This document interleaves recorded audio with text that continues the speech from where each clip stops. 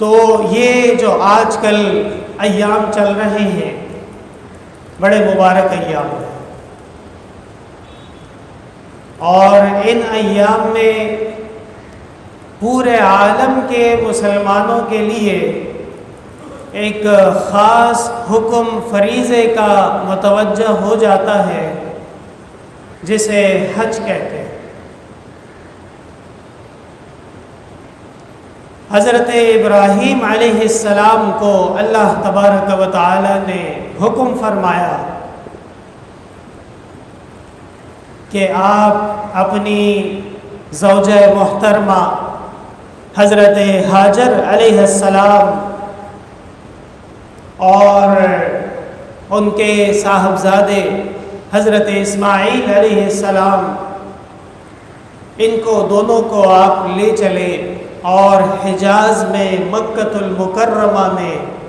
کعبۃ اللہ کے قریب جا کے ان کو وہاں آباد کرنا ہے۔ علماء کہتے ہیں کہ کعبہ کی تعمیر سب سے پہلے فرشتوں نے کی تھی، اور اللہ تعالیٰ نے جب روئے زمین کی خلقت کا حکم فرمایا، ثم استوى إلى السماء وهي دخان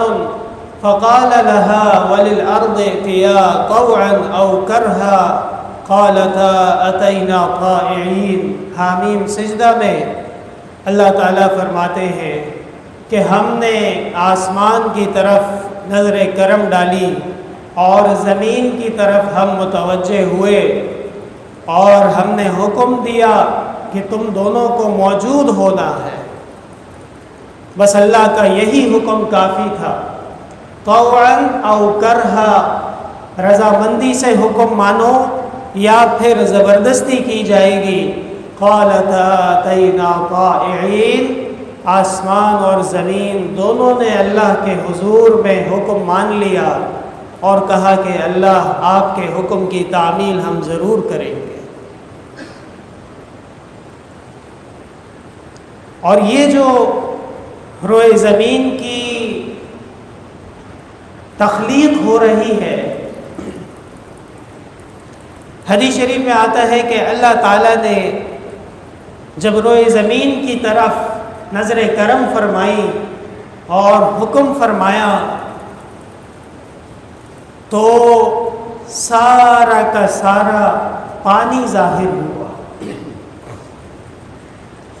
آج بھی ہم اور آپ دیکھتے ہیں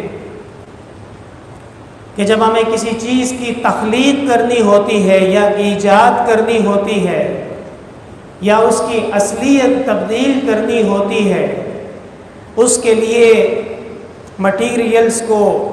پگھال دیا جاتا ہے،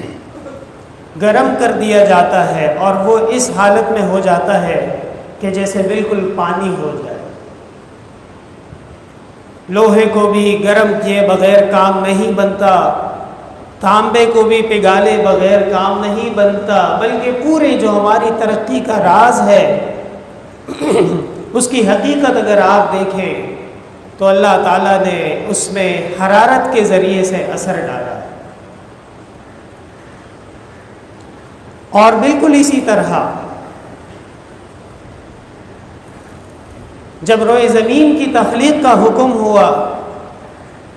تو سب سے پہلے جو چیز ظاہر ہوئی وہ سیال تھی، وہ لکوڈ کی شکل میں تھی،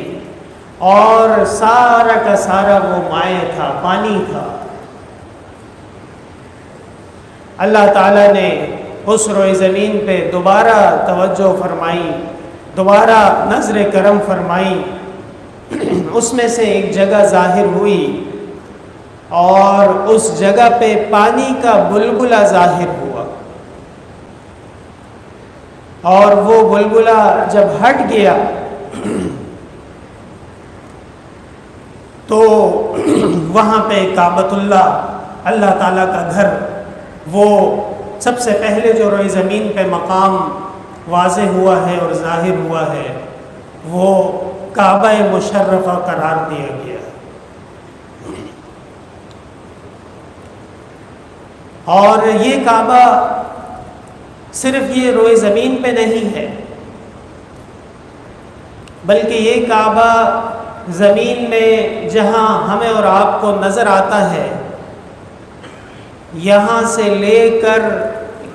7ویں آسمان تک اور 7ویں زمین تک یہ کعبہ مشرفہ ہے۔ اسی لیے اگر کوئی شخص بہت اونچے پہاڑ پہ چڑھ جائے اور نماز پڑھے تو اس کا سجدہ بھی کعبے کی طرف ہوگا، اور اگر کوئی زمین کے اندر بہت گہری سرنگ میں چلا جائے تو وہ بھی نماز پڑھے گا تو اس کا چہرہ بھی کعبے کی طرف اور قبلے کی طرف ہوگا۔